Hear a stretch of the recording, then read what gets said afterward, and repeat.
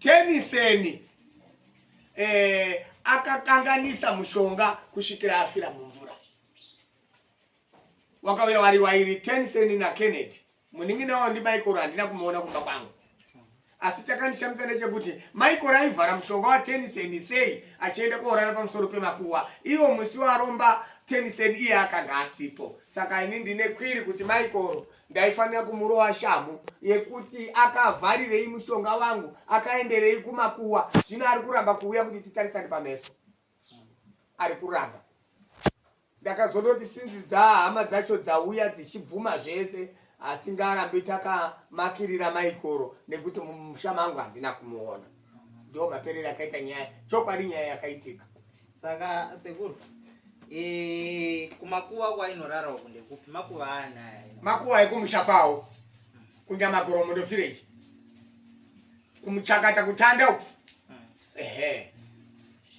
Inini wacho ndaitonzwawo negamba rangu kuti tiri kuvharwa naMichael ari kurara kumakuwa. Ndisina proof nazvo nekuti handigariko. Kuti ndizoite proof kunzwa kwaMambo Makoni kuti nyaya iya yadini yabuda yekurara kumakuwa. Apa pakona tapfuura pajunction apa. Ndope yakatadza kudini kufamba ichida kukwira uku. Ichibva yabva ipa pane reverse. Kuenda potiri kuendapo iri apo.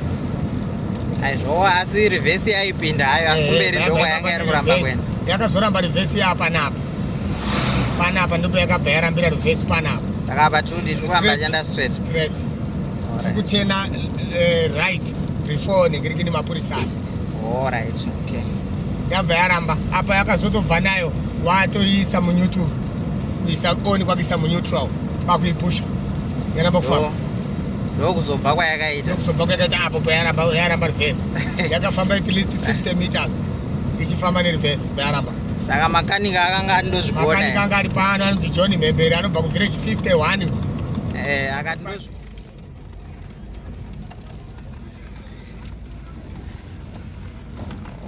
Nissan guys.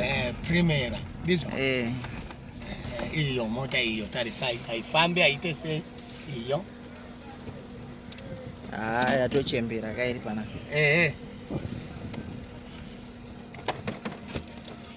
Ikatadza kufamba.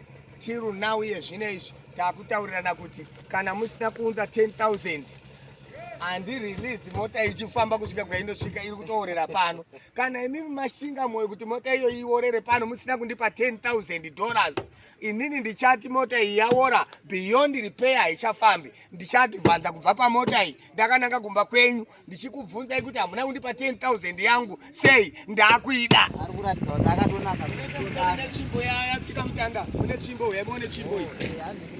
Mune tsvimbo yatsika mutanda iyi. Mutori netsvimbo yatsika mutanda yanga yauya konditsikisa. Tsvimbo itorimo zveshuwa vatariri ameno iri kubuda. Right, vatariri muri kuzviona zveshuwa kuti tsvimbo irimo. Seku